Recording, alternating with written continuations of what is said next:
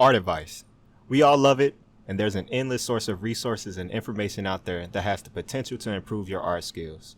With that being said, how do you sort through that noise of information and find the advice that benefits you and your own personal goals? Stay tuned because in this video, I will be discussing just that. What's good, everybody? Welcome to my channel. My name is Mr. Salt, and let's get right on into it. So in the background, I just have some video footage of some skull sketches, and it isn't too important to the topic of the video. So, to determine good art advice, we first have to define what bad art advice is. Quick disclaimer, art advice is subjective, and the points I'm making in this video can always be written off as it just being my opinion.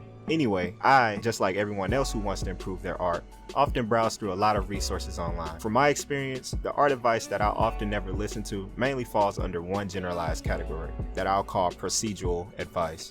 And this type of advice in most cases teaches in a way that is very situational. For example, let's say we find a video that shows how to draw cats. And in this video, it's completely step by step where you draw a circle and you draw two circles inside, etc, until eventually a cat is drawn on your page. The reason why I do not find this type of advice helpful is because it really only works for one situation, and that is drawing that specific cat. Now, if that was my goal, then that tutorial would be a perfect 10 out of 10. However, for someone looking to improve and understand, leaving out the why or the intent behind each one of those steps can leave most, if not all, lost moving forward. So that's my main criteria for categorizing bad advice. Now we go back to the question at hand of good advice. Well, the first piece of good advice will be subscribing to this channel. Of course, I make content around improving your art skills in ways that's worked for me, which is another avenue for you to try something new with your art. With that being said, that brings me to my first point I want to make, and that is, it never hurts to try out some advice you hear, as anything that you would do will add on to your overall knowledge and experience in the art. Being aware if the advice is working for you or not is 100 times more important than the advice itself. So with all the resources out there, who should you listen to? Well, first, what are your art-specific goals? Knowing this can help you vastly narrow down the amount of information to actually sort through.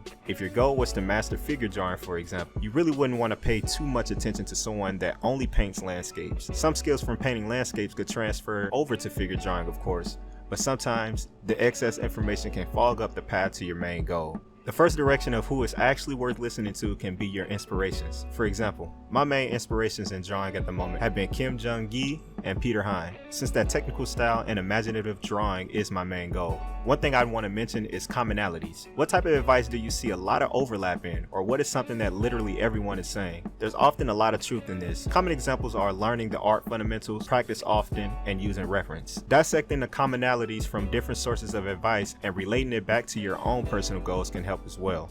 Now, for my final and most important criteria for categorizing advice will be any type of advice that clearly defines the purpose and intent of what's being discussed. Knowing the intent is extremely important because you can understand when, where, how, and why that said advice can be most efficient to use. Oftentimes, this type of advice has a lot of room for customization and personalization to fit your own specific needs. Another benefit from this type of advice is your mindset begins to shift in better directions. Knowing the intent behind someone's advice, you can understand their own personal thought processes better, which in turn can lead you to asking more accurate and better questions about your own improvement. And finally, you gain a better understanding of what actually matters and what should be thought about during the creative process in relation to your own personal goals. So for a TLDR, understanding your own personal art related goals is the first step. Then finding inspiration from other resources that does what you want to eventually achieve.